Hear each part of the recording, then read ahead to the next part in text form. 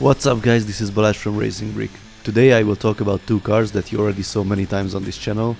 I did reviews and several RC modifications of both. There were many questions about the differences, the similarities, which one is better, for which purpose.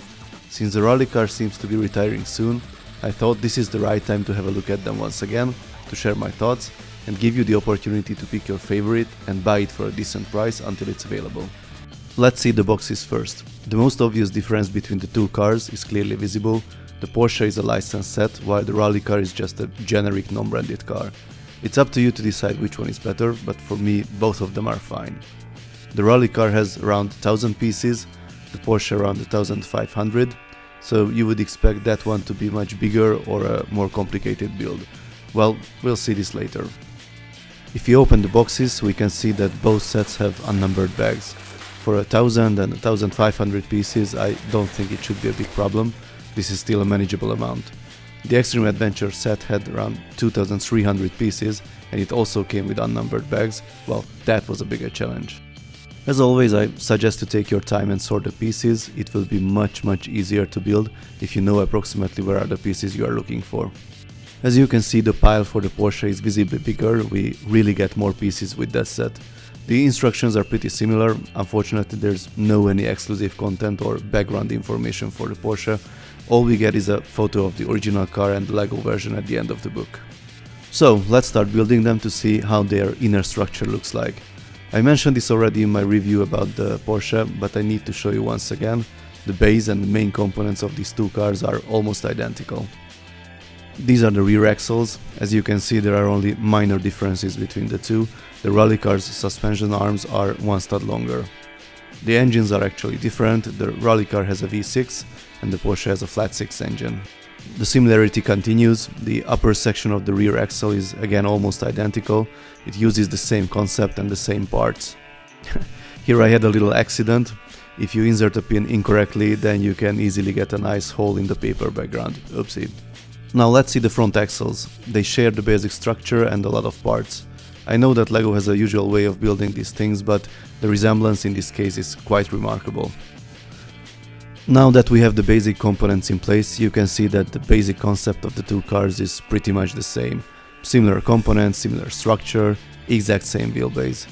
There are some differences of course, because the body and the proportions will be quite different at the end, but I think we can agree that the design process of the Porsche did not start with a completely blank paper. It is not necessarily a bad thing, but it can be an interesting piece of information for the ones who thought the Porsche is a far more superior build than the rally car. We quickly build the front section of the rally car. It only uses a few panels and beams.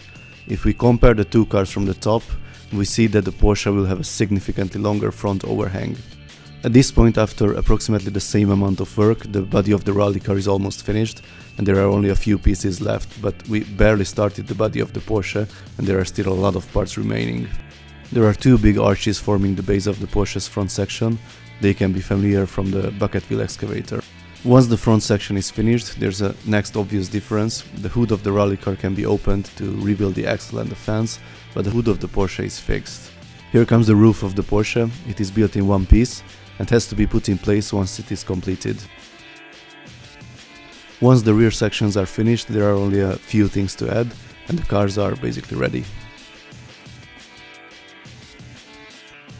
I did not apply the stickers this time. I built both cars previously with the original stickers and had multiple custom sticker sets for them, but now I wanted to see how they look like without stickers.